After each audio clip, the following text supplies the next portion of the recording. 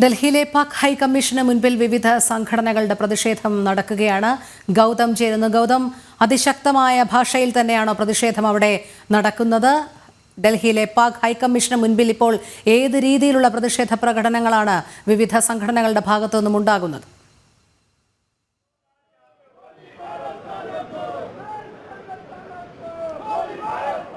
രോഹിണി, ഡൽഹിയിലെ പാകിസ്ഥാൻ ഹൈക്കമ്മീഷന് മുന്നിൽ ഇപ്പോൾ നിരവധി ആളുകൾ പ്രതിഷേധവുമായി രംഗത്തെത്തുകയാണ്.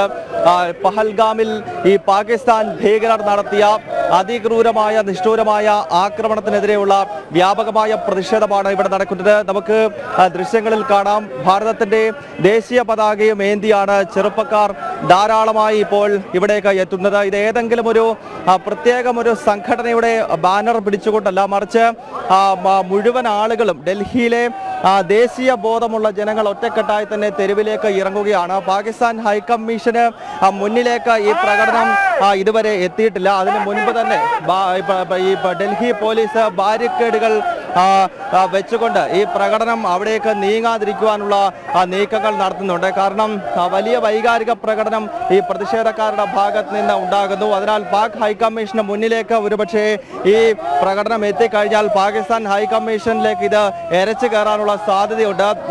ഇത് കണക്കിലെടുത്തുകൊണ്ടാണ് ഇപ്പോൾ ഏതാണ്ട് ഹൈക്കമ്മീഷന് 1 കിലോമീറ്റർ ഇപ്പുറത്ത് ഡൽഹി പോലീസ് തന്നെ ബാരിക്കേഡ് ഉപയോഗിച്ചുകൊണ്ട് ഇപ്പോൾ ഈ പ്രകടനം തടഞ്ഞിരിക്കുന്നത്. രോഹിണി, വിവിധ സംഘടനകളുടെ നേതൃത്വത്തിൽ പാക് ഹൈക്കമ്മീഷന് മുൻപിൽ വലിയ രീതിയിലുള്ള പ്രതിഷേധം തന്നെയാണ് നടക്കുന്നത്. ഗൗതം അനന്തനാരായണനാണ് വിവരങ്ങൾ നൽകിയത്.